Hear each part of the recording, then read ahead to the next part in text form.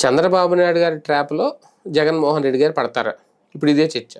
వాస్తవానికి ఎవరో ట్రాప్ ఏస్తే పడే రకమైతే జగన్మోహన్ రెడ్డి కాదు అనేది వైసీపీ నాయకులు చాలా బలంగా చెప్తారు. కానీ ఇక్కడ ట్రాప్‌లో పడ్డారా లేదా అంటే ఇక్కడ కీలకమైన అంశం ఏంటి? ఒకటే అజెండా వైసీపీది. సూపర్ సిక్స్ హామీలు ఎప్పుడు నెరవేరుస్తారు? సూపర్ సిక్స్ హామీలు అంటే సంక్షేమం గతంలో ఆ నవరత్నాలు అమలు చేయడానికే ఎంత కష్టపడ్డారో, ఎంత అంటే ఆ నిధుల విషయంలో కానీ, కేంద్రం నుంచి రావాల్సినవి రాబట్టుకోవడం విషయంలో కానీ ఎంత కష్టపడ్డాడని జగన్మోహన్ రెడ్డి గారికి తెలుసు. దానికి ఎంత ఖర్చు అవుతుంది, రెవెన్యూ ఎంత, ఆదాయం ఎంత, ఖర్చు ఎంత, అందులో సంక్షేమానికి ఎంత ఖర్చు చేయాలి, కేంద్రం నుంచి ఎంత వస్తుంది, ఈ లెక్కలన్నీ జగన్మోహన్ రెడ్డి గారు తెలుసు. ఆ లెక్కలన్నీ వేసుకున్నారు కాబట్టి లాస్ట్ టైం ఎన్నికలకు ముందు ఇంతకు మించి ఇవ్వలేము అని చెప్పి ఒక లెక్క చెప్పుకుంటూ వచ్చారు. కానీ అంతకు మించి మేము ఇస్తాము అని చెప్పి అధికారంలోకి వచ్చింది తెలుగుదేశం పార్టీ. అందుకని అది ఎలా ఇస్తారో చూద్దామని చెప్పి వేచి చూస్తుంది వైఎస్ఆర్సీపీ.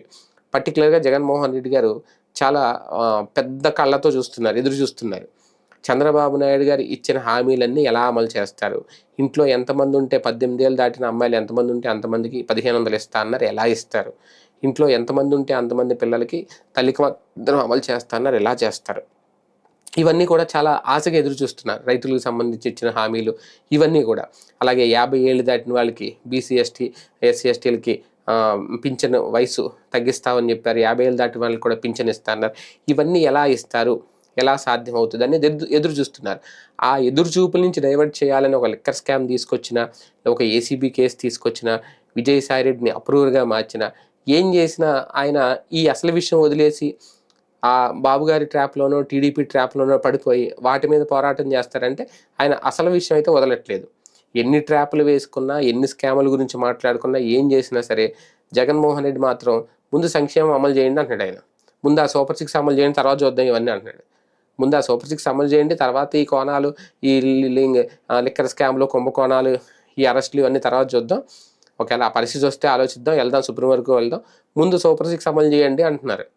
అంటే ఓకే, వాళ్ళు ఆల్రెడీ బడ్జెట్ కేటాయించారు, రేపు తల్లికి వందనం అమలు చేస్తారు, లేదంటే ఇంకోటి అమలు చేస్తారు, అది మే తర్వాత నడిచిపోతుంది.